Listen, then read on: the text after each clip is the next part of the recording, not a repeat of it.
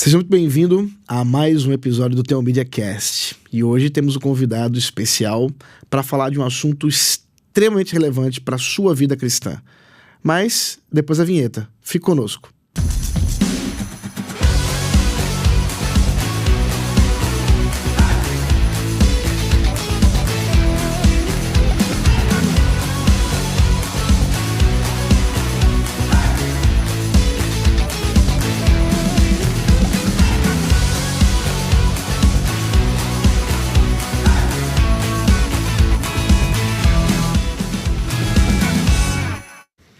Olá, seja muito bem-vindo a mais um episódio do Teomídia Cast. Hoje com o nosso convidado, o presbítero Maurício Fonseca, que é um irmão querido que tem abençoado a igreja por meio da editora Trintas, que nós vamos falar daqui a pouco com mais detalhes. Mas o presbítero Maurício também é presbítero na Igreja Presbiteriana Paulistana, igreja aqui na região de São Paulo. Seja muito bem-vindo, é uma alegria tê-lo aqui conosco. Obrigado. Maurício, nós temos por hábito aqui começar um pouquinho da nossa conversa falando um pouquinho sobre os nossos entrevistados também e ouvir um pouquinho da sua história. Você é casado, não é isso, com a Ingrid e hoje tem 6 filhos, contando. É isso, até agora 6. Até onde eu sei, 6. Muito bem. E tem servido a Igreja Presbiteriana do Brasil, na Igreja Presbiteriana Paulistana, como presbítero já há quantos anos? Já... Eita, perdi a conta. 7, 8 anos? Acho que 8 anos. Ok. Lembrar quando vence a eleição, né? É bom. Quando vence o mandato. É bom que você é secretário do conselho, né? Vai ter que fazer ali o edital para o presidente. Exato, é bom lembrar o dia. Muito bem. E tem servido a Igreja de Cristo de forma mais abrangente por meio de 2 braços que se chamam Trintas, não coincidentemente, porque foram originados, né, pelas mesmas pessoas, que é a editora Trintas e a Escola Trintas. Inclusive, nós tivemos uma boa conversa há um tempo atrás com o pastor Elmer, que é diretor da Escola Trintas, e junto com você fundou a escola, mas também a editora, né? Isso, conta um pouquinho da história de como foi pensar a escola e editora, como foi essa ideia? Exato. Você quer que eu volte até quando, mais ou menos, para eu saber em que parte que eu começo? Quando você estava ali no ensino médio, pensando o que eu vou fazer da minha vida. Não, mas quando surgiu a ideia de fazer uma editora, porque eu acho que a escola veio antes, não é isso? Isso, veio antes. Mas acho que é interessante entender o contexto, porque a editora só existiu por causa da escola. Isso. Então, assim, lá para meados de 2016, um dia eu estava no meu celular, gastando tempo à toa, só passando o dedo assim na tela, no Facebook. Ainda tinha Facebook naquela época, hoje é TikTok, né? E vendo o meu feed, e apareceu um post do Gospel Coalition lá nos Estados Unidos, falando sobre educação cristã clássica. Certo. E eu achei o tema, assim, relativamente interessante e resolvi clicar. Até porque, na época, a gente já tinha o Benjamin, foi o nosso primeiro filho, e ele estava com um ano e pouco. Então, a gente começa a pensar um pouco mais sobre educação, escola, né? Pensando, daqui a alguns anos vou ter que ter uma escola para o meu filho. E aí eu cliquei e comecei a ler o artigo que falava sobre educação cristã clássica lá no blog do Gospel Coalition. E aí, conforme eu fui lendo, aquilo foi meio que abrindo, assim, a minha mente para um tema que eu nunca havia considerado seriamente, de fato. Que era esse tema da educação cristã e com uma perspectiva clássica naquele caso específico. E aí, no final, eles tinham uma lista de leituras, alguns livros que eles recomendavam. Eu comprei no Kindle no mesmo dia e já comecei a ler. E eu fui lendo aquilo muito rápido e me empolgando demais com o tema. E me pareceu assim, algo assim, tão distante da realidade que eu conhecia sobre educação. Sim. E a educação brasileira de uma forma geral, e talvez a própria educação que eu tive na minha escola. E aquilo foi chamando muito a minha atenção e meu coração ficou muito voltado para aquilo. Aí, passado algum tempo, não muito, eu ia participar de uma reunião do conselho do seminário Martin Butzer, fundado pelo pastor Franklin Ferreira, o Thiago Santos. Sim. Onde desde aquela época eu era membro do conselho e estou lá com eles, servindo com eles até hoje. E aí na reunião eu comentei com eles que eu estava lendo, que eu estava estudando sobre educação cristã clássica. Eles gostaram do assunto e o pastor Franklin, em específico, ficou muito empolgado também. E ele gostou muito, né, do que eu estava apresentando ali. E aí ele falou, olha, acho que você precisa estudar mais. Eu não sei se o seminário vai poder te ajudar, não, mas a gente quer tentar apoiar, pelo menos no início, que a gente puder. Né? E aí ele falou, olha, vê se tem alguma conferência, algum lugar onde você possa ir para estudar mais, pesquisar mais o assunto. E aí eu olhei no Google na hora e descobri que ia ter uma conferência dali a alguns meses, poucos meses, em Pittsburgh, nos Estados Unidos, da Associação das Escolas Cristãs Clássicas lá dos Estados Unidos. Aí eu mostrei para ele e ele falou, então você vai, o seminário vai te enviar, aí os vai te mandar lá para você poder estudar mais. E na época eu trabalhava no governo do estado, eu fiquei quase 9 anos trabalhando no governo do estado de São Paulo, na área de atração de investimentos, então não tinha nada a ver com... nada a ver com o assunto. Nada. E nem sua formação lhe permitia ter algum acesso a isso, né? Porque você não é formado em pedagogia. Hoje sim, mas na época não. Na época, toda a minha formação era na área de negócios, particularmente negócios internacionais, era toda voltada para isso. Né? E aí, naquele momento, então, eu fui me preparar para ir nessa conferência e um dos meus colegas comentou comigo que tinha uma pessoa na igreja dele também, né, o pastor Walter Regiane, também na época lá no conselho. Ele falou, olha, tem uma pessoa aqui na minha igreja que também é professor e está interessado nesse tema, acho que é legal você chamá-lo para ir junto com você.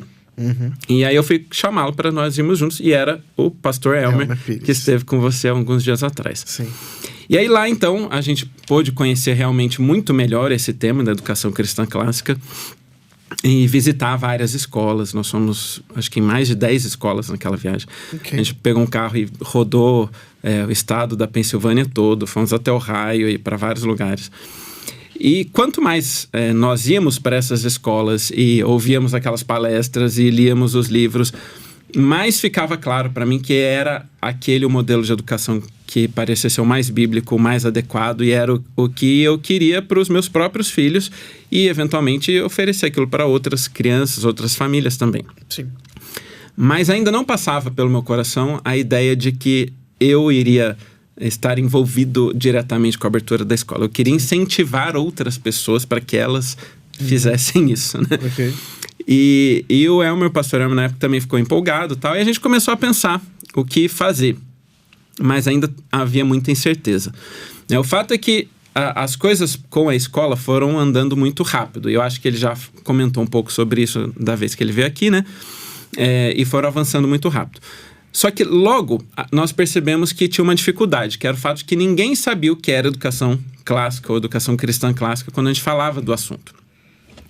E as pessoas achavam que era educação... Perguntavam se era educação conservadora, tradicional. Teve até uma pessoa que perguntou se a gente ia usar palmatória para bater nas crianças, né? Olha! Não sei, né? Dá vontade, né? Mas não, né? Não, caso, com certeza não. Não é o que nós faríamos e nem tem nada que ver com educação clássica, né? Sim. E então a gente percebeu que tinha muito desconhecimento. As pessoas simplesmente não sabiam e o motivo é porque não havia literatura no Brasil a respeito desse assunto. Sim. E não era algo que as pessoas falavam e discutiam. E então a gente falou, poxa, então nós temos que ter livros sobre esse assunto aqui no Brasil. As outras editoras evangélicas, as evangélicas com quem a gente tem mais proximidade, né, elas estavam focadas em outros temas, outros assuntos que eram relevantes para elas, e esse não era um tema que estava tão na mente delas ali naquele momento, e até compreensível, porque não era algo que se falava, né? Muito nichado, também muito pequeno. E aí foi então que nós pensamos, poxa, se não tem no Brasil, a gente já está envolvido com a escola, por que não também começar uma editora? Né? Qual o grau de dificuldade que isso pode ter? Né? É só livro, né? Não deve ser tão difícil, afinal de contas. É tão fácil, né? Abrir uma editora. E aí a gente pensou, tá, então vamos começar. E aí a escola ia se chamar Trinitas, né, que é Trindade do latim. Sim. Então a gente falou, faz todo sentido que a editora tenha o mesmo nome, afinal de contas nós estamos começando esses dois projetos, esses dois trabalhos, né? E aí nós começamos lá então em julho de 2018.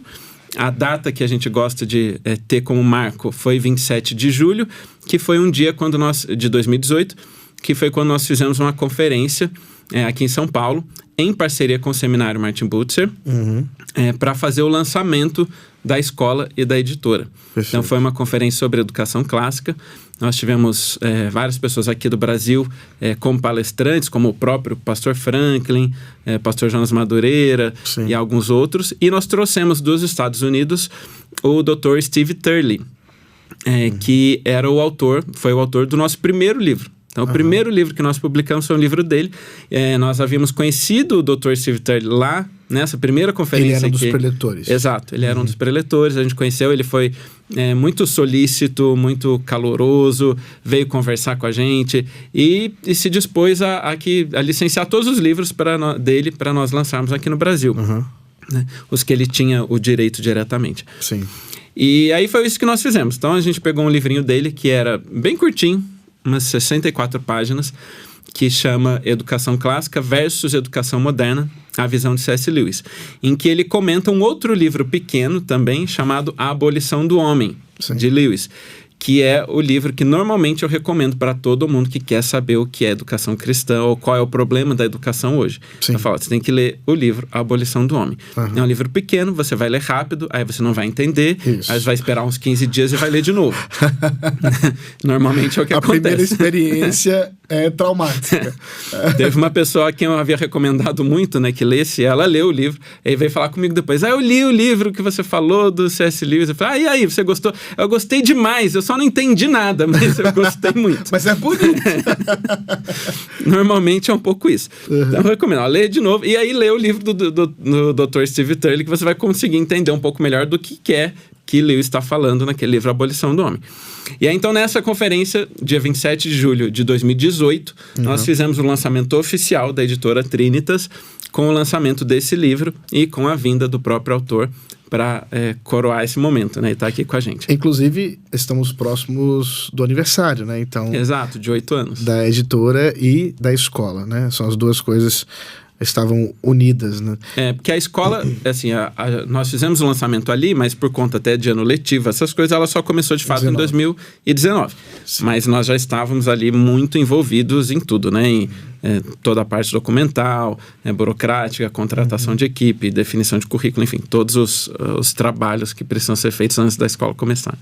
Você falou do livro do Lewis e eu acho que é uma boa entrada para a gente pensar um pouquinho na questão de literatura cristã, porque Lewis é um autor que, no Brasil, ficou muito conhecido por causa de Nárnia, né? Do próprio filme, inclusive.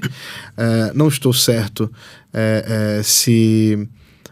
não, eu estou errado. Eu ia dizer que a publicação em língua portuguesa veio do filme, mas não, já tinha umas edições. Já a editora ABU havia publicado, exatamente, as Crônicas de Nárnia muitos anos atrás. Inclusive, por isso que eu falei, eu tenho a versão primeira, mas depois a Martins Fontes publicou a Nárnia já naquele volume único e mais etc. recentemente a HarperCollins. E agora a HarperCollins é quem está assumindo e quase publicou todos os livros que temos aí do Lewis. Tem uma biblioteca enorme, né? Acho que praticamente tudo, né?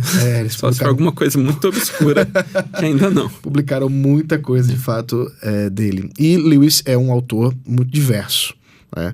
Escreveu tanto literatura fantasiosa, ficção, etc., apologética, livros de teologia, por assim dizer, apesar de não se achar teólogo. E A Abolição do Homem está aí nesse meio dessa panela do Lewis, que é um livro que tem ares meio que poéticos, né? Por causa da forma como ele usa a linguagem, é bem figurativa, mas ao mesmo tempo ele está trabalhando temas densos de antropologia, né? E antropologia cristã. Um pouco de crítica cultural, envolve um pouco de filosofia, teologia, ele mistura ali várias coisas. Bem da persona, né? Que é bem aquilo que o Lewis ele era, enquanto autor cristão. E na sua vivência, né, agora como alguém que trabalha diretamente com texto, com literatura, etc., como é que você tem visto essa questão da literatura cristã no Brasil, né? Porque nós temos grandes autores do passado, porque a gente pode publicá-los em português, na tradução, mas olhando uma obra como de Lewis, etc., a gente consegue enxergar autores que tenham essa envergadura, que tenham produção aqui no Brasil. Como é que você vê isso? O mercado brasileiro como um todo, a despeito de nós sermos um país que, como se diz, que lê pouco, e essa é a realidade mesmo, o fato é que nós somos um país grande. Então, mesmo percentualmente, pequeno, sendo poucos leitores, né, em números absolutos, acaba sendo relativamente grande. Sim. E nós temos uma situação de que a igreja brasileira está crescendo. E só antes de eu avançar, que eu me lembrei de algo que eu considerei muito interessante, que no ano passado eu estava jantando com uma pessoa lá nessa conferência aí nos Estados Unidos, quando eu vi ele novamente, e aí ele comentou que C.S. Lewis era Chesterton para iniciantes. Então, isso me veio à mente quando estava falando do Lewis. Que o Chesterton é outro cara também muito especial para a educação.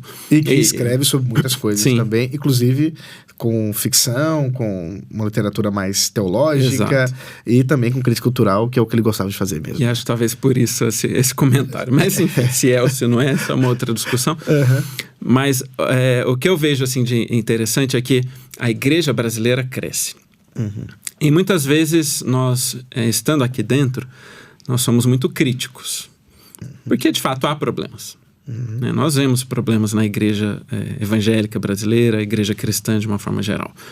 Tem problemas doutrinários, tem problemas eclesiológicos e morais e uma série de outras situações que precisam ser corrigidas. Sim. Mas eu acho que às vezes, por estarmos imersos aqui, a gente perde o quadro maior de perceber como a igreja brasileira está crescendo, como Deus está fazendo um trabalho importante aqui, ao ponto de que hoje o Brasil talvez seja o país que mais envia missionários no mundo, ao lado dos Estados Unidos. Sim. E a igreja cresce, e está indo por todo o país. E o número de evangélicos, em poucas décadas, hoje já é praticamente 1/3 da população brasileira. Então, nós temos dezenas de milhões de evangélicos, além das igrejas católicas e outras igrejas que são relevantes no país. Então, o cristianismo cresce, a leitura da Bíblia avança, a publicação, a impressão de Bíblias e a venda de Bíblias cresce ano a ano no nosso país. E quando a gente olha de fora, e foi um pastor amigo nosso que veio nos visitar 2 anos atrás e que nos chamou a atenção para esse fato, né? Ele vindo ao Brasil pela primeira vez, ele vendo a situação, depois de uns dias ele falou, olha, o que vocês estão vivendo aqui parece o que aconteceu na Europa no século XVI. Uau. Vocês estão vivendo uma verdadeira reforma. Talvez vocês estão muito focados nos problemas, porque de fato tem vários problemas, mas vocês estão deixando de ver a obra tão grande que Deus está fazendo. De um país em que o número de cristãos está explodindo. Em que um país que, poucos anos atrás, não tinha praticamente livros sendo publicados. E hoje tem várias editoras. Um país onde quase não tinha escola teológica nenhuma. E hoje tem vários seminários, tem formação no nível de mestrado, inclusive, se você quiser fazer. Hoje as pessoas conseguem ler, elas conseguem estudar, tem escolas cristãs para as crianças. Então, assim, a gente vê esse crescimento pujante no país. E quando a gente olha um pouco para esse lado, isso é muito animador, de ver a obra tão grande que Deus está fazendo, a despeito dos problemas e das dificuldades que tem, mas que faz parte de qualquer movimento que está crescendo, né? A igreja lá em Atos tinha um monte de problema também. A igreja que tinha os apóstolos como pastores tinham problemas graves. Quanto mais a nossa, que não tem os mesmos apóstolos que tinha lá no tempo de Atos. Sem dúvida. Então tem problemas. Mas o fato de que isso, que a igreja avança no Brasil, que o cristianismo avança e cresce e é pujante e é uma igreja viva, faz com que a leitura de livros também aumente. Certo. Porque as pessoas querem aprender, elas querem ler para os seus filhos, elas querem estudar mais, especialmente os evangélicos, que são o povo do livro, né? Nós sempre fomos o povo do livro. Isso. O povo que tem um livro, que lê o livro, guiados que se preocupa pela com literatura. Exato. Desde o início, né, do nosso movimento protestante. Lutero falou para os príncipes da Alemanha que eles precisavam ter uma escola em cada cidade, porque se as crianças não fossem para a escola, não estudassem, não fossem alfabetizadas, não aprendessem a ler, E ele queria que elas aprendessem a ler em alemão, em latim, em grego e hebraico. Se isso não acontecesse, ele disse que ele temia que a reforma ia parar na Alemanha. Que ela não ia avançar mais. Sim. Então, nós somos o povo do livro.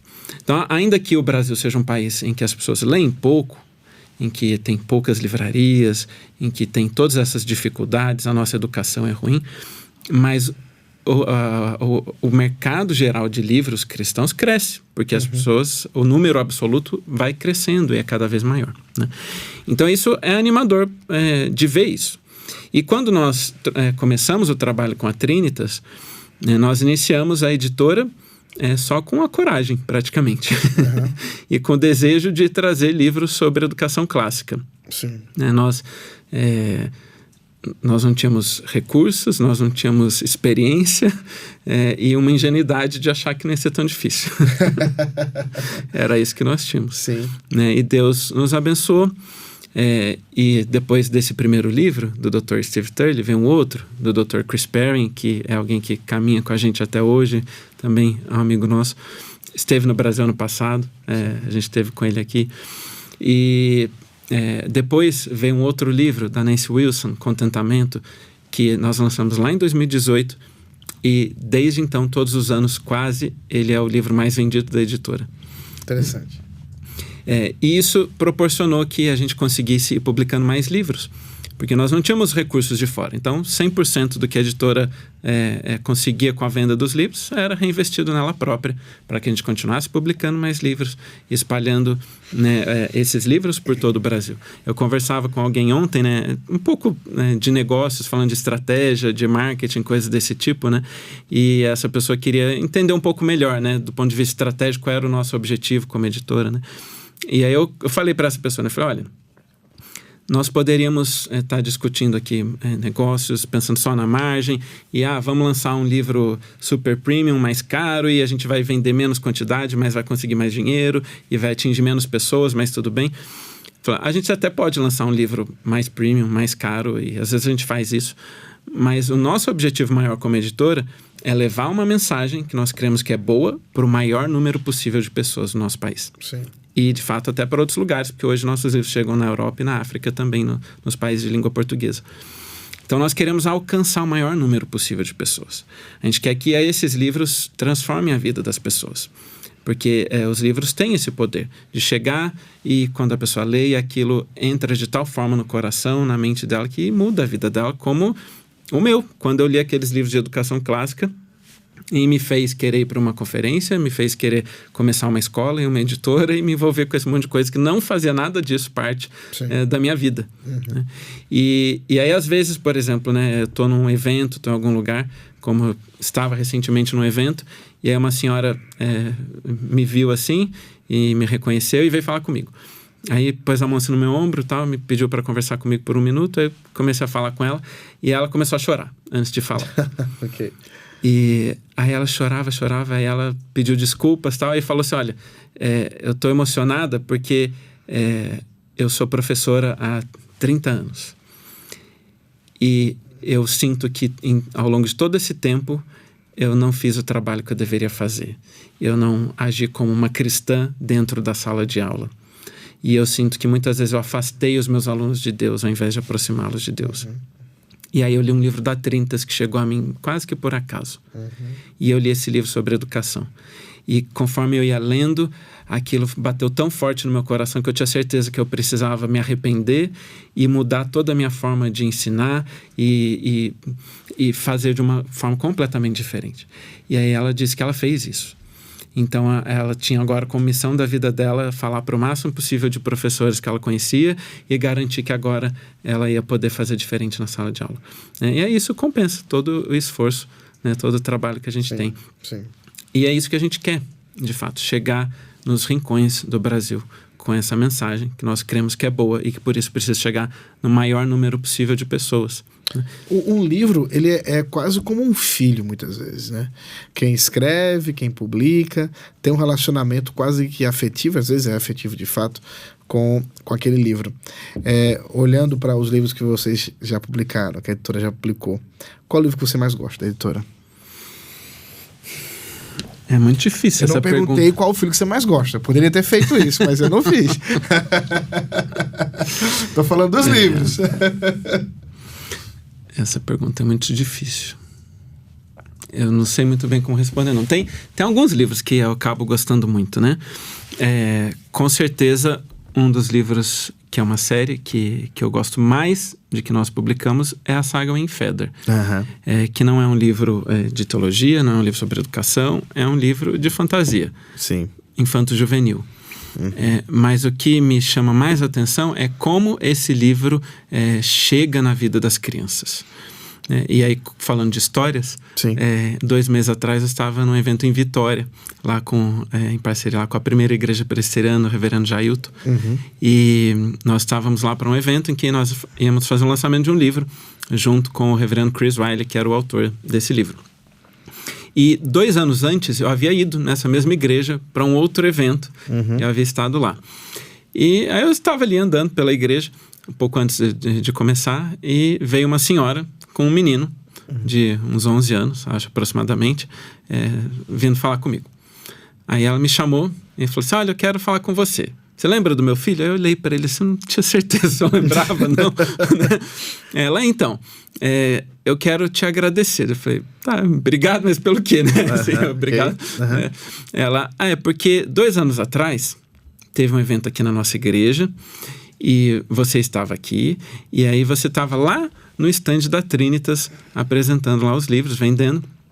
E eu passei lá e fui falar com você. Eu estava com meu filho e eu cheguei para você e falei assim, olha, eu queria muito que meu filho lesse, mas ele não é uma criança que gosta de ler. Ele nunca leu nenhum livro na vida. Como que eu posso ajudar ele a ler mais e tal? E aí ela me contando, né? E eu tentando lembrar, mas eu não tinha muita certeza do que tinha acontecido. Mas ela falando, e aí você pegou esse livro aqui, a saga Wingfeather, e mostrou para mim, e começou a contar com tanto gosto, com tanta paixão pelo livro, que aí eu comprei e dei para ele ler, e ele leu, e ele ficou apaixonado pelo livro, aí ele leu os outros 3 da série. Sim. E quando acabou, ele começou a ler outras coisas, e agora ele lê vários livros por mês. Ele é o leitor mais voraz que eu conheço, e eu quero te agradecer porque foi por causa do livro que você indicou para ele. Então, assim, isso enche a gente de alegria, né? De ouvir um testemunho desse. Então, esse livro, A Saga Wingfeather, ele chega nas crianças dessa forma. Sim, e é um livro que não tem idade, né? Eu vejo crianças, adolescentes lendo, gostam do livro, que teve um desafio para tradução, né? Sim. Inclusive, o seu sogro cooperou na tradução do livro. Ele traduziu os 3 primeiros, né? E ele teve algumas dificuldades para isso, porque você traduzir certos aspectos da cultura que foi implementada naquele livro não foi tão fácil, né? E ele conseguiu ir bem nisso. Meu sogro é muito criativo. E ele conseguiu, acho que, capturar bem as ideias ali e traduzir para o português, inclusive criando nomes, né? Tem muitos nomes inventados. Isso. E é uma série parecida com as Crônicas de Nárnia, em algum sentido, talvez um pouco mais engraçada, assim, ainda que tenha uns momentos mais dramáticos, mais pro final também. Sim. E é isso, ele chega, né? Às vezes adolescentes leem, gostam muito, adultos também, mas chega em muitas pessoas que talvez não iam ler, que não estavam interessadas em leitura.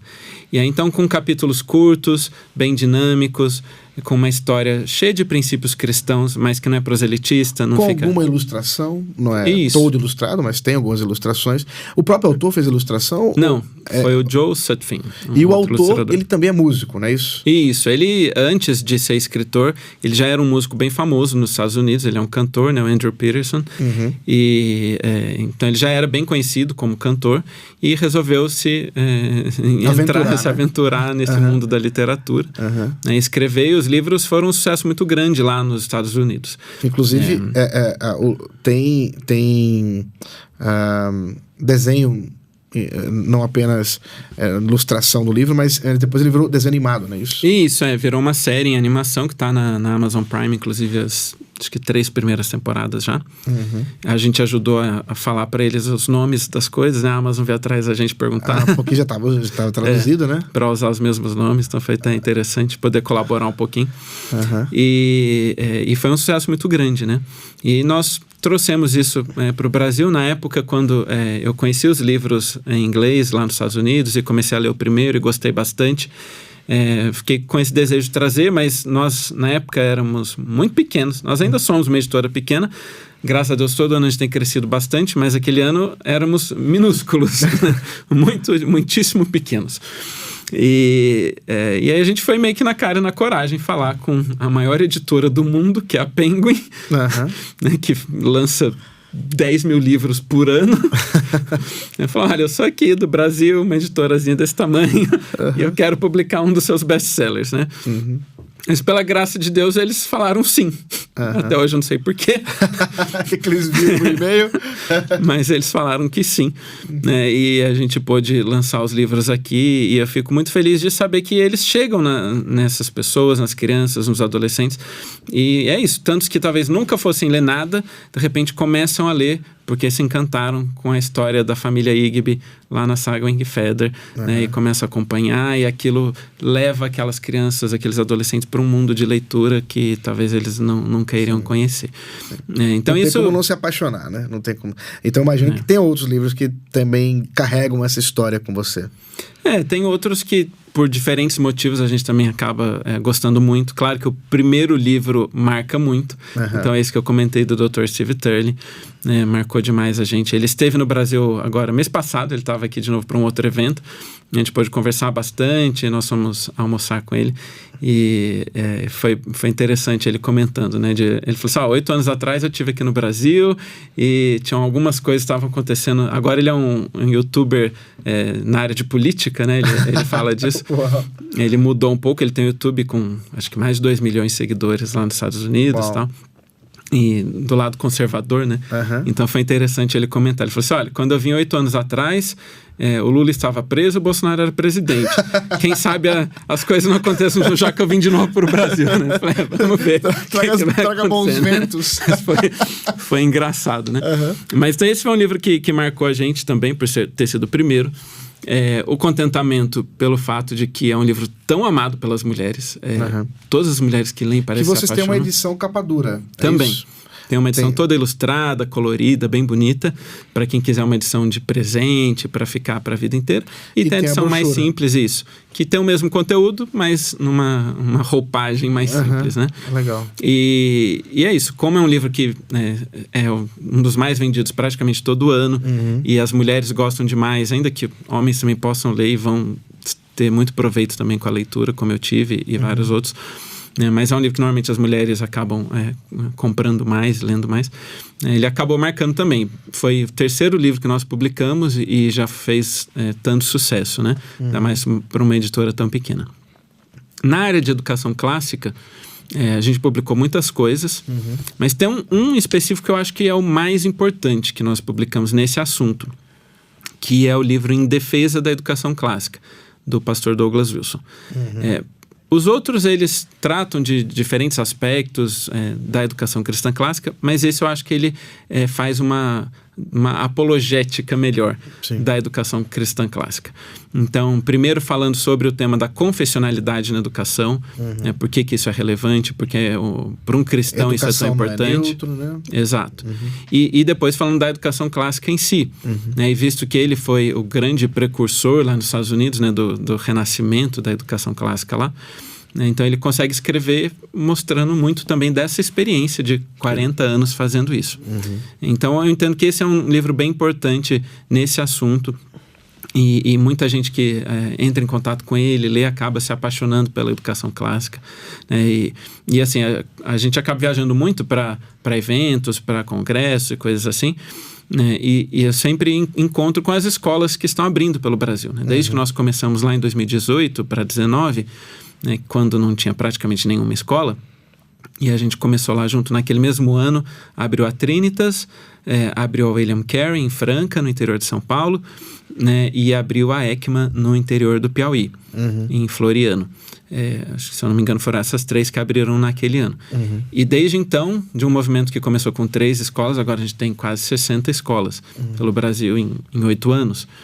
E muitas dessas escolas acabaram surgindo depois de os fundadores terem entrado em contato com livros que a Trinitas publicou. Então eles vêm falar com a gente, né, como esses testemunhos que eu disse, né, vêm nos agradecer, porque foi algum livro que eles leram que levou a querer abrir uma escola. Perfeito. Então esse livro acho que teve esse papel, e ainda tem esse papel bem importante, de abrir o caminho para a educação clássica no Brasil. E é um livro bem abrangente, né? Porque ele trata de várias áreas da educação clássica, né? E faz essa defesa de uma forma muito boa, né? Tá no título, né? Em defesa, mas de fato é isso que ele faz, uma apologética da educação cristã clássica. O autor, né? O Douglas Wilson, ele ganhou um pouco mais de projeção nos Estados Unidos à época quando fez alguns debates com o Hitchens, né? O Christopher Hitchens. Isso, rodou os Estados Unidos fazendo debates. Então, ele tem essa veia apologética, uma pessoa que tanto escreve quanto fala muito bem, né, em termos de escrita, etc. E vocês têm outros livros dele também, né? Sim. Recentemente, inclusive, publicou um livro que tem também um título provocador, que é o Fundamentalismo Puro e Simples. Exato. Fala um pouquinho desse livro pra gente, porque a gente falou de Lewis e agora ele está fazendo claramente uma referência a um livro do Lewis, que é o Cristianismo Puro e Simples, e agora ele diz, opa, tem um fundamentalismo puro e simples. Como assim? Isso. E é interessante, claro que o título é provocativo, né? Então, às vezes, se a pessoa não conhece muito ele, vai achar, ele está falando de pra gente ser, sei lá, fundamentalista hoje, ou neopuritano, ou qualquer coisa do tipo. Agressivo, algo assim. Mas se você ler, você vai ver que, na verdade, o que ele está fazendo nesse livro é um comentário do Credo Apostólico. Ele faz um comentário do Credo Apostólico no estilo Douglas Wilsiano, né? Não sei como falar isso, no estilo dele.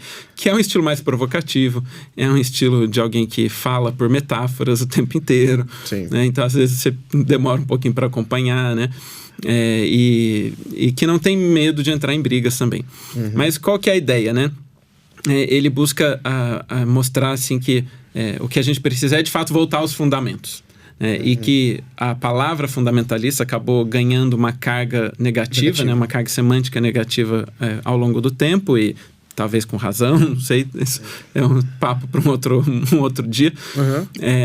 Mas aí ele exatamente quer usar essa palavra para fazer essa provocação inicial, e aí fazendo essa referência ao livro do Lewis, que também tinha um pouco essa ideia de, né, quando o Lewis fala lá do cristianismo puro e simples, né, o Mere Christianity, de mostrar qual é o básico da fé cristã. Ele até comenta, né, no início do livro, se eu estou lembrando direito, né, que tem, ele quer estar numa grande sala onde tem várias portas para quartos diferentes, né? E aí você tem a porta lá dos batistas, dos presbiterianos, do assembleano, do católico, ou do ortodoxo, ou de qualquer outro. Ele fala, olha, eu quero estar aqui na sala e eu quero mostrar para vocês o que é que tem aqui na sala, antes de entrar no quarto específico. A ideia do Doug com esse livro é um pouco parecida, mas partindo do Credo Apostólico. Então, partindo daquilo... Que é um documento fundamental da fé cristã. É o documento das mais básicos da fé cristã. Inclusive, recentemente vocês publicaram também o Credo Apostólico, só que ilustrado. Você vai falar daqui a pouco sobre isso também. Então, as coisas estão conectadas, né? Mas o Douglas Wilson, ele está preocupado exatamente em estabelecer os fundamentos da fé cristã usando essa linguagem fundamentalismo, né? Então, é essa provocação que ele quer fazer. Exato, é isso mesmo. E se você pegar o livro para ler, você vai perceber que ele é um livro relativamente fácil de ler, não é tão difícil, mas tem aquele estilo específico do Doug que às vezes nem todo mundo capta também, né? Ou absorve também. E vai muito nessa linha realmente, de mostrar o que é o básico, o que é que une todos os cristãos e qual é o filtro essencial que a gente tem que ter. E falar, olha, se você não passou por esse filtro, você não faz parte dessa turma que se chama cristã. Você pode se chamar de outra coisa, você pode ter a sua religião do que você quiser, mas você não é cristão. Para ser cristão, você tem que passar nesse filtro básico, né? Essa é um pouco a ideia. Não entra na sala, quanto mais os quartos. Exato, você não chegou na primeira sala, então... não tem jeito. Só que aí, agora fazendo uma brincadeira que você fez com relação ao Douglas Wilson, no estilo Trinitas de ser, vocês coroaram esse livro com uma série de ilustrações que tem o Davi e o Golias. Melhor dizendo, tem o Davi e a cabeça do Golias. São ilustrações belíssimas, né? Que mostram essa questão da arte, que está dentro daquilo que você nem mencionou, mas dentro daquilo que você tem como pressuposto enquanto editora, de não apenas publicar bons livros, mas belos livros. Isso é uma coisa que às vezes as pessoas não pegam bem, Sim. né? Assim, porque hoje as pessoas, quando vão a uma livraria para comprar um livro, elas estão, em geral, não estão tão preocupadas com a capa, ainda que seja a capa que chame para aquele livro. Elas só não sabem disso. Isso quem faz é o marketing da editora. Mas isso é uma preocupação legítima que vocês têm feito, né? Publicar livros bons e belos. E me parece que esse é um daqueles que houve uma preocupação bem grande em relação a isso. Houve, sempre há. Teve até alguém que comentou esses dias, acho que anteontem, numa comunidade que nós temos para os assinantes da Biblioteca Magna, falando que ela acha tudo muito bonito, gosta muito, mas que ela achou muito provocativa essa capa do Fundamentalismo Puro e Simples. E de fato a capa é provocativa, porque o título é provocativo. Então não podia ser uma capa muito, né, ursinhos carinhosos se o título já é mais provocativo. Então nós queríamos uma capa que trouxesse beleza e mostrasse um pouco isso. E aí a gente foi para o caminho de pegar uma ilustração clássica do Gustave Doré, que é um artista francês, já falecido há muito tempo, mas que tem ilustrações muito bonitas. E a gente usou algumas ilustrações dele como base. E ele tem essa ilustração do relato bíblico de quando Davi, então, derrota Golias. E aí a ilustração é exatamente Davi levantando a cabeça de Golias depois de tê-lo derrotado, né? E um pouco essa ideia de que Davi chega ali, tá todo mundo com medo, é um gigante, tem um exército imenso, como que nós vamos derrotá-los, né? E Davi ouve aquele gigante e aquele exército todo, talvez, né, zombando do Deus vivo, do Deus de Israel, e ele ouve aquilo e fala, isso não pode acontecer, como que vocês estão permitindo isso? Vocês não estão todos aqui ouvindo isso daqui? E aí todo mundo ali meio com medo, assustado, ele falou, eu não vou permitir que zombem do Deus de Israel, né? Como aquele menino, né? Quem já não viu ou vivenciou isso, né? Aquele menino que tá ali no meio da molecada, e aí um dos colegas chega para ele e fala qualquer coisa contra a mãe dele. Xinga sua mãe. Né? Aí o que o menino normalmente faz? Né? Tem uns que se acovardam e ficam como o exército de Israel ali com medo, né? O valentão veio e xingou minha mãe, né? Tem o outro que fala, não, você não vai xingar minha mãe, né? Vou defender a honra da minha mãe é maior do que eu e poderia se defender sozinho, mas eu não vou permitir que você fale mal da minha mãe na minha frente. Vai lá e bate no outro, né? Davi me parece um pouco como esse menino, né? E a ideia era um pouco de trazer esse sentimento também, né? Pro leitor que se aproximasse do livro, né? Sim. Poder ler um pouco com essa sensação de que sim, então vamos voltar aos fundamentos da fé cristã, vamos entender corretamente quais são esses fundamentos para que a gente então possa se assentar sobre eles e então também defender a nossa fé diante de um mundo que é cada vez mais hostil à fé cristã, né, em tantos lugares, em tantas circunstâncias. Sim. Então um pouco essa ideia. E aí o tema da beleza, né, porque para quem já estudou um pouquinho de educação clássica, sabe que tem um tripé que sustenta tudo que nós fazemos. Sim. Que é a verdade, a bondade e a beleza. Às vezes eu costumo brincar assim que os reformados costumam ser bons com a parte da verdade, né? A gente fala que defende a verdade, a gente quer estudar a verdade, nós queremos definir os termos muito corretamente, né? E ótimo, a gente precisa fazer isso mesmo. Às vezes a gente esquece da bondade. A gente se preocupa tanto em brigar pela vírgula onde está e esquece de demonstrar amor para a pessoa com quem a gente está conversando. Sim. E muitas vezes outros na tradição cristã acabam demonstrando mais esse amor, né? Frequentemente os nossos irmãos pentecostais acabam mostrando mais esse amor, né? Só que aí parece que todos os cristãos, pelo menos os protestantes, se esquecem da parte da beleza.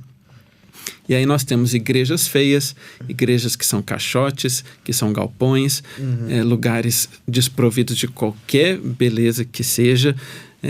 Até a nossa liturgia é feia, não estou falando que precisa ser teatral, tem algumas que são, mas ela não precisa ser feia.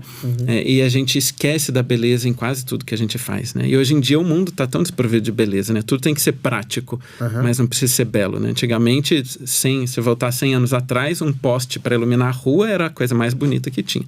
Se for aqui no centro de São Paulo, lá na Avenida Ipiranga, você vai ver postes de 100 anos atrás que são super bonitos. Sim. Hoje em dia o poste é uma estrutura de concreto feio que só serve para pendurar uma lâmpada em cima. Isso. Então nós queremos resgatar um pouco desse tema da beleza. né, teve um autor que falou assim que às vezes a gente está tão preocupado com esse tema da verdade, mas a gente deixa a beleza para subjetividade. Então a gente quer tratar a verdade como objetiva. A gente fala, não, a verdade é objetiva, porque Deus é a fonte da verdade, ele não muda, então a verdade é objetiva. Ótimo, é isso mesmo. Mas e a beleza? Ah, não, a beleza é subjetiva, está nos olhos de quem vê. E, no entanto, não é isso, porque Deus também é o criador da beleza. Então, a beleza também precisa ser objetiva. Quando nós relegamos a beleza para o campo da subjetividade, nós permitimos, então, que essa subjetividade entre na igreja. Sim. E ela entra, muitas vezes, exatamente pelo campo da estética. E, a partir disso, ela contamina todo o resto. E a gente vê isso acontecendo em tantas igrejas, que são contaminadas pela subjetividade a partir da estética. Muitas vezes até na liturgia do culto. Estética musical, estética até mesmo de vestimentas, né? A pessoa começa a tratar o culto como alguma coisa que você pode ir de qualquer jeito, você pode se vestir de qualquer forma, você pode tocar qualquer música, consequentemente você pode falar qualquer coisa e crer em qualquer coisa. Então essas coisas vão se conectando, né? Elas vão estruturando uma forma de pensar, uma cosmovisão a partir dessa sutilidade estética que parece ser exatamente isso que você menciona, que é esse desprovimento de reconhecer beleza como algo objetivo. Exato. Então nós temos muito essa preocupação, e na editora também. Então significa que os nossos livros não basta que eles sejam verdadeiros, que eles tragam verdade no texto, no conteúdo que está ali. Eles também precisam ser bonitos. E eu quero que eles sejam os mais bonitos que estão lá na livraria, quando a pessoa entrar, que ela possa ver. Então a gente tem muito essa preocupação, esse cuidado de que o papel seja bonito, que a fonte seja bonita, que seja bem legível, que a capa seja bonita, que tenha o verso também seja impresso com ilustrações. A gente toma muito esse cuidado. Claro que tem alguns livros que a gente consegue fazer isso melhor, porque a gente gasta mais também dinheiro, o livro fica mais caro. Mas mesmo nos livros mais baratos, a gente tem tomado esse cuidado para fazer com que eles realmente sejam bem bonitos, né, e deslumbrem o leitor. Na educação clássica, esse é um tema importante, né? O deslumbramento, aquela aporia, né? Sim. Como que fala em grego? Eu não tive tanta aula de grego, igual você. Acho que é taumata. Aquela sensação de deslumbre, né? De maravilhamento, né? Ou, como fala, a filosofia nasce do espanto, né? Ou deslumbramento. Isso, exatamente. Então, essa sensação de você abrir um livro e falar, uau, que coisa linda. Eu não sabia que um livro podia ser tão bonito. Poder apresentar isso para o nosso leitor. É um pouco isso que a gente quer. No início era mais difícil, a gente não tinha dinheiro nem para fazer marca-página, então a gente fazia como dava, mas conforme nós vamos tendo mais condições, a ideia é de que a gente consiga fazer esses livros realmente muito bonitos para trazer esse deslumbre para o nosso leitor também, né? Eu me lembro, tem um amigo meu lá do Rio, que ele já há muitos anos dá aula em escolas públicas. E ele dá aula, ou pelo menos dava naquela época, alguns anos atrás, quando ele contou essa história, ele dava aula numa escola numa região muito pobre, lá no Rio de Janeiro. Uma região desprovida de saneamento básico, né, com barracos, é um lugar realmente muito pobre. E ele dava aula ali. E aqueles meninos, aquelas meninas, nasceram ali naquele meio e a maioria nunca tinha saído dali. Eles não conheciam a cidade onde eles moravam, eles não conheciam o Rio de Janeiro. Então, um dia ele falou assim, olha, eu vou fazer um passeio com vocês. E aí, ao invés de fazer um passeio escolar para um lugar mais típico, né, às vezes um museu, alguma coisa assim, sei lá, ele falou, eu vou levar vocês no Cristo Redentor, porque eles nunca tinham ido, nenhum deles. Nunca tinham visto o Cristo Redentor assim de perto, talvez só de muito longe lá de onde eles moravam. E aí levou aquelas crianças para lá. E já quase adolescentes, acho assim, talvez 12, 13 anos. E ele disse que quando eles chegaram naquele lugar, ele nunca tinha visto aqueles meninos daquele jeito. Que eles ficaram completamente deslumbrados, porque eles nunca tinham visto tanta beleza juntas num lugar só, na vida deles. E aí eles viram bom, quem já foi lá sabe como é, né? Ver o Rio de Janeiro tão bonito lá de cima, né? Aquela vista maravilhosa do que Deus criou naquela cidade. E tudo aquilo. E eles ficaram assim deslumbrados. E ele falou que aquilo mexeu com eles o resto do ano inteiro. Que eles ficaram transformados depois o ano inteiro, porque aquilo mudou o coração deles. Porque a beleza tem esse poder, né? Ela mexe com a gente, né? A verdadeira beleza. que nos aproxima do Criador, né? Por isso que a gente pode dizer que é objetiva, né? A beleza vem de Deus, Deus é objetivo, e ela então nos aproxima de Deus, ela tem esse poder. E essa história ficou muito comigo, né? De como que a beleza mexe com a gente. Às vezes aquela criança que estava tendo um comportamento tão errático, com tantas dificuldades na escola, é porque ela nunca teve a oportunidade de ver algo diferente daquilo. Sim. Aí quando você leva ela para ver outra coisa, ela passa a aspirar por aquilo, a desejar aquilo que ela não tem. De fato, a beleza, ela carrega consigo essa condição, né? Esse poder de nos trazer a reflexão e não é incomum, mesmo dentro das gerações que nós estamos vendo aí de crianças, por causa do uso de telas, etc., quando elas lidam com alguma coisa assim, um quadro, alguma coisa que é muito, muito belo, elas param. Elas não conseguem deixar isso passar, né? Elas têm que olhar, ver, se aproximar, às vezes quer até pegar, tem que tomar certos cuidados, mas isso carrega, né, essa coisa do ser humano que foi criado por Deus para ter esse espanto, né? É taumazen a palavra. Eu falei taumaten, mas é taumazen. E você tem esse espanto que gera a reflexão, que gera a pausa, né? Você parar. E a literatura, ela tem essa coisa. Então, você juntar a beleza da imagem junto com a beleza do que se escreve, porque isso também é uma preocupação, né? Não só pela tipografia, né? Mas também pela forma com a qual você está lidando com o texto em si, a beleza do texto. Inclusive, um dos livros de vocês está concorrendo a alguma coisa na literatura. É isso? Isso. Semana que vem tem a FEFIC, que é a Feira de Ficção Cristã, que é o principal evento de literatura cristã hoje no Brasil. Começou uns anos atrás com a Sara Guzella, que é uma moça super jovem, né, mas muito empreendedora, muito animada, escritora, tem alguns livros publicados com a Thomas Nelson. E ela começou esse evento. E ele tem crescido. Né, esse ano vai ser lá no Memorial da América Latina, aqui em São Paulo, na Barra Funda. E aí agora tem um prêmio também, que a ideia é premiar os melhores livros de ficção cristã do ano. E nós estamos concorrendo lá com o livro do reverendo Emílio Garófalo, que é uma coletânea dos contos que ele publicou. E aí está concorrendo na categoria de melhor livro de ficção infanto-juvenil do ano e também de melhor capa. A capa é linda. A capa e os contos são maravilhosos. Sim, chama Amor nas Ruínas do Mundo, né? A coletânea. E são 25 contos, cada um com uma temática diferente, mas todas dentro do mesmo universo, né? Que a gente ficou chamando de Garófalo Verso. Então, eles têm alguma conexão entre eles, ainda que são contos, assim, separados, né? Então, e tem isso, né? A própria escrita é bela. Né? Para alguém que já leu alguma coisa do reverendo Emílio, sabe, né? Como ele escreve de uma forma... Ele escreve prosa, mas de forma poética. Isso. Prega, inclusive, assim. Também. Os sermões são assim, a escrita é assim. E, inclusive, assim, você ter um livro com a qualidade que vocês produziram, né? Que abrilhanta a escrita dele. E nesse sentido, inclusive, vale a pena falar um pouquinho, porque dentro dessa preocupação, vocês criaram uma biblioteca, né, que é, na verdade, uma assinatura de livros que tem uma comunidade, e você chama de Biblioteca Magna.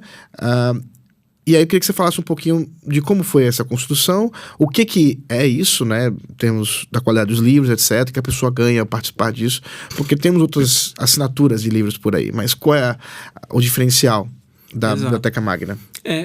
Nós estávamos pensando em como nós poderíamos ter, assim, uma coleção de livros que fosse basilar, assim, fundamental para uma família cristã. Aqueles livros que realmente iam ajudá-los na sua caminhada, no casamento, na criação de filhos, no entendimento da educação, os temas principais que nós trabalhamos lá na Trinitas. Né? E nós queríamos que fossem livros realmente muito bonitos. aqueles livros para você deixar de herança, né, para os seus filhos. Coloca no centro da sala, né? Assim. Que vão enfeitar a sua sala. Né? Eu não sei quem se lembra, antigamente tinham algumas coleções assim, que você comprava e ia pagando por mês, e vinham aqueles livros tão bonitos e que ficava para sempre. Né? Você... quando o senhor te chamava, você deixava, seus filhos iam lá e talvez fossem brigar um pouco para ver quem ficava com qual, né? Mas era aquilo, ficava aquilo de herança, né? E livros que iam ser úteis para quando você lesse e também depois para outros lerem, então era um pouco essa ideia. Aí o nome até, né? Biblioteca Magna, que vem do latim, né? Que é a grande livraria, ou a melhor livraria, alguma coisa nesse sentido, né? Livraria não, a biblioteca, na coleção de livros, né? Era um pouco essa ideia. E aí, então, o que nós fizemos? Né? A gente faz uma curadoria dos livros que nós queremos que são esses, que vão realmente dar essa base, dar essa sustentação. Então, esse livro que nós mencionamos do pastor Douglas Wilson, né? Fundamentalismo Puro e Simples, ele está nessa coleção. Tem o do Chris Wiley, que é esse pastor que eu mencionei, que nós somos lá em Vitória. O livro dele também está nessa coleção. Eu falei do pastor Franklin Ferreira, a gente também publicou um livro dele sobre os Salmos, um comentário nos Salmos, também está nessa coleção. Tiago, né? Isso, com o Tiago Guerra. Então, são esses, a gente faz essa curadoria. E aí, para esses livros, a gente tem um cuidado assim, ainda muito maior em toda a diagramação, ilustração, capa, para que eles realmente sejam assim os livros mais bonitos, que a pessoa vai abrir e vai se deslumbrar com aquilo. E aí também nós incluímos vários apêndices nos livros. Normalmente guias de leitura, como fazer liturgias com a sua família a partir daquele livro e coisas do tipo, né? Catecismos, vários apêndices que nós incluímos nesses livros, que aí é uma produção da nossa equipe editorial, nem estava originalmente nesses livros quando são traduções, né? Sim. E aí, além disso, a pessoa então ela vai assinar, vai receber esse livro na casa dela, e ela também vai fazer parte de uma comunidade. Então nós temos uma comunidade online, onde essa pessoa vai poder se encontrar com outros leitores. E aí, ao longo do mês, nós vamos ler juntos o livro com aquela pessoa, com aquele assinante. Então nós vamos ter um calendário de leitura. Aí a gente tem live toda semana, em que nós vamos discutir os capítulos daquela semana, nós vamos ver se as pessoas têm dúvidas, elas vão poder interagir, né? E tem um fórum onde elas podem discutir entre elas também, levantar temas que elas perceberam no livro, questões. Então isso tudo é essa ideia de que a pessoa não vai simplesmente receber um livro em casa e ficar sozinha. Ela vai receber o livro e ela vai entrar numa comunidade de leitores com o mesmo propósito, de crescer, de aprender juntos, né, poder tirar dúvidas, né, e às vezes até conversar com o autor, né? Quando é um autor nacional, a gente faz conversas com o autor, então a pessoa que assinou, ela pode inclusive conversar com o autor do livro muitas vezes. Então essa é a ideia da Biblioteca Magna. E a gente sempre envia algumas coisinhas a mais também, os marca-páginas exclusivos, algumas coisas assim diferentes. Os adesivos, caderninho, algumas coisas assim que vão complementar, né, essa experiência de abrir a caixa, encontrar tudo aquilo, né? Então a Biblioteca Magna é um pouco essa ideia, né, de que porque nós tínhamos essa preocupação, né? A pessoa pega o livro, mas aí, será que ela está realmente lendo, ela está aproveitando, ela está entendendo o que ela está vendo ali? Então, com a Biblioteca Magna, a gente consegue ajudar esse leitor nessa caminhada dele, nesse aprendizado. E a curadoria, a ideia é que os livros vão se encaixando tematicamente uns com os outros e formando uma base. Inclusive as pessoas que estão ali na comunidade já começaram a perceber isso. A gente não falou explicitamente isso, mas elas já vão comentando. Falam assim, olha, eu estou vendo que os temas se encaixam, se conectam, né? Fala assim, é isso mesmo, né? Essa é a ideia. Né? Você vai conseguindo formar essa base. Ainda que livros diferentes. De autores diferentes, de épocas diferentes. Exato. Né? Livros que são bem diferentes entre si, né? Estilos muito diferentes, mas que tematicamente você vai percebendo que tem uma progressão, tem uma continuidade e vai formando essa base para que você consiga realmente ter uma família produtiva, uma família bíblica, né? Feliz. É um pouco essa ideia, né? A Trinitas, o nosso papel logo no início a gente tinha um foco muito de educação clássica, né? A gente só falava disso. Logo a gente percebeu que a gente precisava expandir um pouco mais, falar de outras coisas. E ao longo do tempo foi ficando claro assim, qual era o nosso papel, por que Deus queria a Trinitas aqui no Brasil, né? E hoje isso é muito óbvio, muito claro para a gente. A Trinitas existe para equipar as famílias cristãs.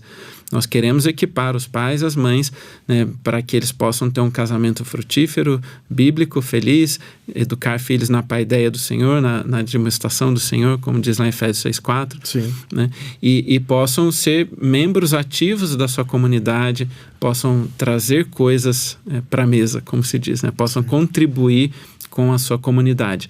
Essa é a nossa ideia. E nós somos uma editora de trincheira. A gente quer entrar na trincheira, sujar o pé de lama, pegar nas armas e ajudar você na batalha. Tem outras editoras que têm outros vieses, outras abordagens e tudo bem. Tem espaço para todo mundo, né? Sim. A gente quer estar dentro da trincheira, sujando o pé na lama, ajudando aquele pai, aquela mãe que não sabe o que mais fazer com o Joãozinho, que continua mentindo e batendo na irmã, e aí faz o quê? Ou que está com a dificuldade no casamento, ou que, enfim, todas as várias dificuldades que nós enfrentamos no mundo pós-queda, né? Vocês têm um foco também com crianças. Então, a gente mencionou o Credo Apostólico, e talvez para aqueles que fiquem um pouco mais ressabiados com a capa, né, do livro Fundamentalismo Puro e Simples, podem ficar um pouco mais à vontade com o livro que foi publicado também recentemente, do André, que é com o Credo Apostólico e o Credo Atanasiano. O Niceno. Niceno, o Credo Niceno, isso. Então, o reverendo André, lá de Vitória, né? Como chama a outra cidade lá? Vila Velha, que fica bem do lado, né? Ele, na verdade, acho que fica em Vila Velha. Mas ali em Vitória, no Espírito Santo, ele é um amigo nosso muito querido e autor nosso. Então, nós começamos publicando um livro dele de poesias para crianças, que é o Menino Peregrino. Então, que são poesias bem bonitas, bem lúdicas e que ensinam verdades bíblicas para as crianças. Na sequência, a gente publicou o Breve Catecismo de Westminster inteiramente ilustrado, todas as perguntas ilustradas. Aí até uma dúvida de alguns pais, algumas pessoas que querem o livro e perguntam, né? Mas como é adaptado? Falo, não, é o texto do catecismo. E aí tem lá os textos bíblicos prova e as ilustrações que atraem a atenção das crianças, e aí os pais vão poder ensinar as crianças a memorizarem, e depois elas podem explicar, inclusive a partir dos textos bíblicos, né, o significado de cada uma daquelas perguntas e respostas. E tem uma versão para ilustrar. Isso, E aí tem uma versão que ela é ilustrada, mas em preto e branco, para colorir, né? Aí a criança pode colorir. Perfeito. Tem essas duas edições. Aí depois, o terceiro livro que ele publicou com a gente esse ano foi exatamente o Credo.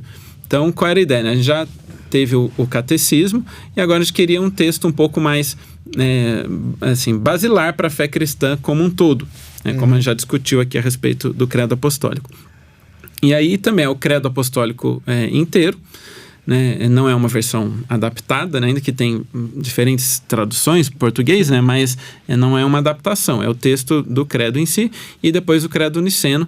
E aí todas as páginas lindamente ilustradas, como ele faz. Se não conhece ainda, entra lá na página dele, né? Entendendo o Tom, vocês vão poder ver as ilustrações, são bem bonitas. E aí, de novo, né? Tem textos bíblicos ali para ajudar, e a ideia é que a criança vai ler, vai memorizar, as ilustrações ajudam a chamar a atenção, e os pais vão explicando para os filhos depois o que significa aquele texto, né? Mas não, a ideia não era levar nada adaptado, era que as crianças realmente tivessem o texto original. Né? E os pais fazendo essa tutoria de educar seus filhos com esse material, né? Então, é uma ferramenta de auxílio. Exatamente. E aí, se os pais estão com dificuldade de entender o credo, eles podem ler o Fundamentalismo Puro e Simples para entender melhor, e aí podem ajudar os filhos também a entenderem o que está escrito ali naquele texto tão antigo, né? Então as coisas estão ali todas muito bem conectadas, né? E quais são, assim, os planos, né, que você visualiza para a editora Trintas, mas assim, para o mundo editorial, né? Muito se fala que o livro digital veio para acabar com o livro físico, né? É essa experiência que vocês têm tido, e uma vez que você tem visto essa questão do digital, vocês também investem nessa área? O que você tem visto aí para fortalecer, né, essa área, das pessoas lerem mais? Sim. Muito se falou anos atrás, né, quando surgiram os primeiros leitores de livros digitais, o Kindle, Kobo e outros.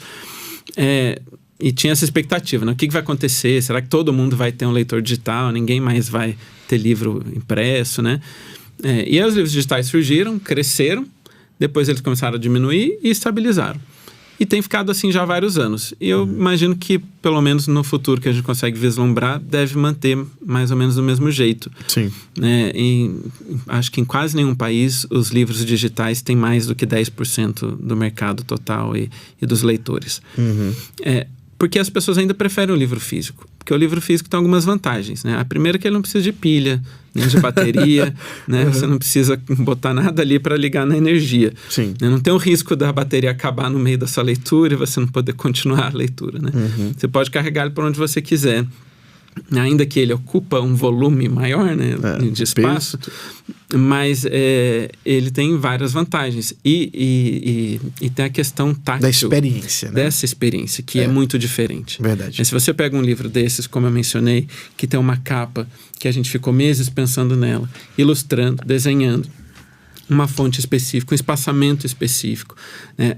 Uma coisa é você pegar aquilo e ter toda essa experiência tátil, sentir a textura, a gente texturiza as capas. Sim. Elas não são lisas. Algumas são, mas tem as texturizadas. Né? Qual é a textura dessa capa? Por que a gente pôs essa textura? Por que essa textura combina com a ilustração, com o título, com o tema? Enfim, todas essas coisas só são possíveis no livro físico. O livro digital você tem outras vantagens. A principal é o fato que ele não ocupa tanto volume e pesa menos. Talvez essa seja a principal. Sim. Mas ele tem outros problemas. E também o fato de que o livro não é seu, né? Você compra, mas você compra o direito de uso de uma licença. Se a Amazon resolver fechar a loja do Kindle, você Acabou. Perde os seus livros todos. Né? Você não vai ter mais. Sendo que o livro físico não, né? Você comprou, ele é seu, você faz se você quiser. Dá para outro, empresta, né? É outra coisa. Você tá com o livro digital, você não consegue dar ele para alguém ou emprestar. Se bem que normalmente quando empresta nunca mais volta, né? Livro normalmente é assim, né? Então você já empresta pensando em dar, né? Normalmente. Então ele não tem... são diferentes, são meios diferentes, né? E a nossa experiência também acaba sendo diferente com o livro, né? Pensa com... Talvez dê para fazer um paralelo com comida, né? Se você vai num restaurante que tem um chefe, um restaurante mais sofisticado, com uma comida assim muito boa, com estrela Michelin e tudo mais, né? Você não vai chegar lá e pedir, me vê o sachê de ketchup que eu quero tacar em cima aqui, né? Ou mais shoyu, né? O chefe vai te expulsar do restaurante, por exemplo, porque ele ficou muito tempo pensando em como fazer aquele prato perfeito, né? Agora, né? Se você vai no boteco da esquina, já tá lá o ketchup, a mostarda. Pra ver se salva o que quer que saia da cozinha. Saca quanto você quiser, né? O livro físico e o digital, às vezes, é um pouco esse paralelo, porque o físico, alguém ficou lá muito tempo pensando em ter aquela experiência, né? O digital, você pode mudar a cor do fundo, você aumenta o tamanho da letra, você diminui, você muda a fonte, você faz o que você quiser, né? Você taca quanto ketchup você quiser lá dentro e pronto, né? Você só tá pensando um pouco no conteúdo. Então são experiências muito diversas. E o físico continua sendo aí 90% normalmente das vendas e dos leitores ainda estão nos livros físicos e a gente não vê nenhuma perspectiva de mudança. Dito isso, a gente faz os dois. Né? Então a gente faz o livro físico, mas a gente também tem o livro digital para quem prefere essa praticidade. Fala, eu só quero a praticidade de poder ler o conteúdo agora e pronto, não estou preocupado com todo o resto. Tudo bem, você pode comprar lá, provavelmente é mais barato, nem sempre, porque tem situações que fogem do nosso controle, mas você consegue comprar rapidinho lá e pronto, né? Foi o que me ajudou, né? Como eu comentei, quando eu vi lá o post do Gospel Coalition sobre educação clássica, eu só consegui começar a ler de imediato porque eu comprei no Kindle e pronto. Senão eu ia ter que entrar na Amazon dos Estados Unidos. Pra ter a experiência ia levar bastante tempo pra ter essa experiência. Importar o livro ia demorar 3 meses pro livro chegar, né? Pois é. Então com certeza tem vantagens. E o que a gente quer é oferecer todo esse mercado. Se o leitor prefere ler no digital, porque vai ser mais conveniente agora, ótimo. Se ele quer o físico, ele tem o físico. E uma coisa que a gente percebe é que muita gente que compra o digital, quando ela gosta do livro, frequentemente ela depois compra o físico. Porque ela quer ter em casa o livro. Né? Se ela lê e não dá tanta relevância, beleza, tudo passou bem. E vai pro próximo, né? Mas se ela gosta mesmo, ela vai e compra o físico também. Isso acontece com bastante frequência, né? E o mercado brasileiro parece que segue também esse padrão. Eu não sei se outras editoras têm experiência diferente, mas os dados de mercado que a gente tem dão conta de que é mais ou menos isso. Um pouco menos de 10% do mercado é digital e o restante ainda todo ainda é físico. É muito, muito interessante como esse trabalho ele incentiva, né, as pessoas a se debruçarem, a amarem a literatura, a quererem, né, conhecer mais do que está sendo escrito e sobre quem está sendo escrito, porque nós estamos falando de literatura cristã, né, de uma editora que publica livros com o foco para a glória de Deus, né, e vocês publicam livros de uma diversidade enorme de temas e estilos de livros, tudo isso para que as pessoas possam ter, né, esse hábito que, como você falou, não parece ser algo tão grandioso pro brasileiro, mas que, quem sabe, né, é mais uma gotinha nesse oceano aí para tentar fazer pessoas criarem esses hábitos tão relevantes. Exato. Só antes de você continuar, desculpa interromper, mas eu lembrei de uma história, né, curta. Eu conversava com um amigo meu francês, que também tem uma editora lá na França. Sim. E aí eu estava falando para ele sobre a escola, e ele comentava como ele gostaria que tivessem escolas lá na França também, cristãs, né, e não tem.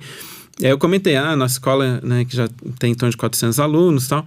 E aí ele falou, poxa, a minha região toda aqui no norte da França, que tem em torno de 100 mil habitantes aqui na cidade, não tem 400 cristãos. E vocês têm 400 alunos, né? Imagina quantos cristãos e igrejas. Tá? Então, é isso, né? O Brasil é grande e a igreja cresce. Mas aí, continua. Não, perfeito. É isso mesmo. É a experiência, né? Então, cabe uma editora como a Trinitas, ainda que nós tenhamos outras editoras cristãs com um histórico maior, etc. Mas a editora que está aí com seus 8 anos, já com quantos livros publicados? Em torno de 140, mais ou menos. 140 livros publicados. Esse ano a gente está lançando uns 25 livros, até o fim do ano. Ano que vem... Para esse ano ainda tem mais uns 10 livros a serem publicados. E para o ano que vem... vamos ver, a gente está com muita coisa no pipeline, né? Mas se for conseguir publicar tudo, uns 30 livros. Vamos ver se dá para sair tudo. Inclusive tem planos de Bíblia e outras coisas mais aí, não é isso? Isso, tem. De Bíblia ainda demora um pouquinho mais. O que a gente deve ter ano que vem é um livro de histórias bíblicas, que às vezes chamam de Bíblia infantil, né? Mas ele não é bem a Bíblia, porque ele não é o texto bíblico, né? São histórias recontadas a partir do texto bíblico. Todo ilustrado, então isso a gente vai ter no ano que vem. E algumas outras coisas novas que a gente está fazendo na área de literatura infantil, que vão ser bem interessantes e que não tem nada parecido hoje no mercado brasileiro, em termos de literatura para crianças. Sim. E que a gente deve começar logo no início do ano. Em breve a gente faz o anúncio de qual vai ser o título. Fica aí o mistério. Quem sabe você vem de novo aqui para falar um pouquinho sobre isso. Até porque vocês estão entrando bem no mercado editorial infantil, né? É um foco que vocês têm colocado os olhos, até porque o mundo tem colocado os olhos para as crianças, entende que as crianças é um público-alvo interessante e, portanto, trazer literatura boa, bonita para as crianças é tão importante. E a preocupação que vocês, né, mostram é bem relevante, inclusive a ideia de trazer textos que sejam bons, mas que carreguem consigo essa beleza e aí toda essa questão da educação clássica, textos clássicos, né? Quem sabe histórias clássicas aí em breve. Exato. Mas... E assim, muitas vezes nós acabamos esperando muito pouco das crianças. Nós subestimamos as crianças. E aí nós alimentamos essas crianças com cultura muito ruim, com literatura ruim, com música ruim. E aí é claro que elas só vão aprender a gostar daquilo. A gente aprende a gostar das coisas com as quais nós somos alimentados. Né? Eu nunca conversei com nenhuma criança mexicana, mas imagino que eles vão gostar de pimenta, porque eles estão comendo pimenta desde pequenos, né? Verdade. Alguma criança daqui do sudeste do Brasil já não gosta tanto de pimenta, porque não está acostumado a comer pimenta. Talvez na Bahia goste um pouquinho mais, não sei. Talvez. Aqui menos. E aí nós alimentamos nossas crianças muitas vezes com coisas ruins, com literatura de baixa qualidade, com programação ruim na televisão, no cinema. E o que a gente puder fazer a nossa pequena parte, nós queremos ajudar a trazer coisas boas para as crianças. Então, desde materiais assim, mais teológicos, mais basilares, como esse, do catecismo, do credo e outras coisas que nós estamos preparando também agora. Heidelberg, quem sabe, né? Ficar de olho. Olha aí. Mas também coisas mais relacionadas à literatura, como a saga Wingfeder, né? E alguns outros que a gente está preparando. Né? Algumas histórias mais clássicas, talvez, né, a gente veja ano que vem. E coisas que realmente trabalhem o imaginário moral das crianças. Esse é um tema que é importante para nós. Nós publicamos um livro do Vigen Guroian, que é exatamente sobre esse tema, né, que chama Cultivando um Coração de Virtudes, em que ele discorre muito sobre como a literatura e essas histórias têm um papel de trabalhar a nossa imaginação moral e de desenvolver em nós essas virtudes cristãs que muitas vezes de outra forma nós teríamos mais dificuldade de perceber. E no livro tem muitos exemplos de várias histórias lá, e se você pode ler depois, você que está assistindo, a gente pode ler o livro depois e observar isso, né? Mas tem um exemplo que nem está nesse livro específico, né? Mas que eu gosto bastante. Pensa se você pega um aluno, né, de uma escola qualquer e fala para ele escrever agora um texto, uma dissertação de 2 laudas, né, sobre a importância da lealdade e da amizade. Aí a pessoa escreve aquilo e tal, e aí talvez o menino foi lá, entregou ao professor, tirou nota 10 naquele trabalho. E de repente na semana seguinte você vê que ele é o mais desleal, é o que mais trai os amigos. Completamente fora do Porque foi algo meramente mental ali, foi só um trabalho intelectual que não envolveu a parte volitiva, as emoções, a vontade, as paixões, os desejos dele, né? E aí, agora imagina esse mesmo menino, ao invés de você pedir para ele escrever esse artigo, você der para ele ler O Senhor dos Anéis. E aí ele começa a ler. E juntando os 3 livros, é grande. São 1.200 páginas por aí. Ele talvez vai ficar alguns meses lendo aquilo, dependendo da velocidade de leitura dele. E aí ele está ali lendo sobre o Sam, sobre o Frodo, e ele vai vendo a amizade que os dois já tinham, mas vão desenvolvendo ainda mais ao longo do tempo em que eles estão ali fazendo aquela tentativa de levar o anel para a destruição. E você vai acompanhando toda aquela jornada.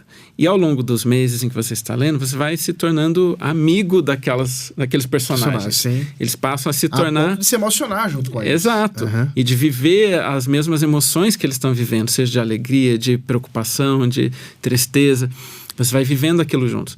E aí quando chega finalmente lá na beira da montanha da perdição, quando ele tem que jogar o anel, quando o Frodo tem que jogar o anel lá dentro do vulcão, e ele já não aguenta mais, porque ele já não tem mais forças nenhuma, ele esgotou 100% das forças dele, e aí o Sam chega para ele e fala, o papel de levar o anel é seu, eu entendo isso, eu não vou tentar levar o anel, porque essa é a sua obrigação, né? Mas eu posso te levar. E então ele bota o amigo nas costas, e ele próprio, já quase sem forças também, sobe a montanha inteira, até chegar lá na ponta e fala, pronto, agora você pode cumprir a sua obrigação, a sua missão, né? Eu te carreguei nas costas. Sim. E aí depois que ele lê aquilo, aquele menino fica com aquilo no coração, com aquele desejo, aquele anseio de ser um amigo assim, ou de ter um amigo assim. Ele quer viver aquela mesma experiência. Sim. E agora ele entende o que é ser um amigo leal, o que é acompanhar o seu amigo até a beira da morte, andar a última milha, mesmo como quando você não aguenta mais, e fazer aquele esforço último para ser leal ao seu amigo. Agora ele entende o que é isso. Com uma imagem, né? Com uma imagem que ficou gravada para sempre no coração dele e que nunca vai sair. Diferente de ele ter escrito ou de ele ter recebido uma aula de 40 minutos sobre a importância da lealdade. Então a literatura tem esse poder. E ele pode ser usado para o mal também, obviamente. Sim. Né? Para você distorcer princípios, para você criar princípios ruins no coração da pessoa, ou retirar aquelas virtudes cristãs que você quer arrancar do coração da criança. Então ela também pode ser usada para isso. E por isso a importância tão grande de oferecer boa literatura para as crianças, para que elas possam ler aquelas coisas e não só ter um tempo bom, um tempo divertido, isso faz parte também. Sim. mas de poder realmente ter ativado aquela imaginação moral e desenvolver essas virtudes no seu coração, né? E poder então ansiar por aquilo. Aí o menino termina de ler O Senhor dos Anéis e fala, tá, ele pode não dizer isso com palavras, mas no seu coração, nos seus desejos, nos seus anseios, agora ele vai desejar ter aquilo. Ele quer desejar viver aquela mesma experiência. Não necessariamente de estar com um anel para jogar no fogo, mas de ter um amigo que possa fazer isso por ele. E ele próprio ser esse amigo que pode caminhar com o outro quando precisa. É maravilhoso perceber o quanto que a literatura ela molda, né? Ela molda a cosmovisão, ela molda a vida e, portanto, a tarefa, né, de uma boa editora de fazer isso, né, com maestria, com cuidado, e é isso que, né, vocês têm feito e é uma grande bênção. Maurício, nós vamos chegando ao fim da nossa conversa por hoje. Inclusive, fica aqui o pedido, né, para aqueles que estão assistindo agora, devem estar percebendo que a nossa conversa foi gravada, né? Nós estamos publicando num dia que é feriado, portanto, o estúdio precisava não atender, né? Não estava atendendo Sim. o nosso podcast nesse dia, mas você pode comentar, fazer perguntas, e com essas perguntas você alimenta as nossas ideias para uma próxima conversa, um próximo podcast, onde a gente pode falar um pouco mais sobre literatura e talvez responder essas perguntas que eventualmente possam ser feitas. Portanto, fica aí o desafio. Mas eu quero agradecer imensamente pela sua disponibilidade, poder estar aqui conosco, deixar a sua esposa lá com seus 6 filhos, assunto que a gente pode falar depois, inclusive, né, como é que é viver com 6 filhos. Para muitos parecem muitos filhos, mas eu acredito que para você tá na média. Já acostumamos. Mas tá bom, eu agradeço pelo convite, é uma experiência muito boa estar aqui, e se tiverem perguntas lá depois, tenho prazer também de tentar respondê-las. Quem quiser te achar, você tá no Instagram. Então, no Instagram é Professor Maurício Fonseca, você me acha lá. A editora também. E a editora é mais fácil de achar do que eu, mas tem as redes sociais também no Instagram, no Facebook, no YouTube, enfim, a gente está em todo lugar. E na internet também no nosso site, editora30.com.br, aí tem informações dos nossos livros, da Biblioteca Magna e tudo mais que a gente faz. Maravilha. Nós nos alegramos em ter você até agora aqui conosco, assistindo esse programa. E se você ficou e talvez tenha interesse em ver mais coisa, assiste nossos episódios que já estão publicados. Também nos procure na Teomídia, nossa plataforma de streaming da Comev, para que você possa não apenas ver os nossos vídeos, mas também ver filmes, séries cristãs e poder ser edificado numa plataforma exclusivamente cristã. Que Deus te abençoe e até o próximo episódio.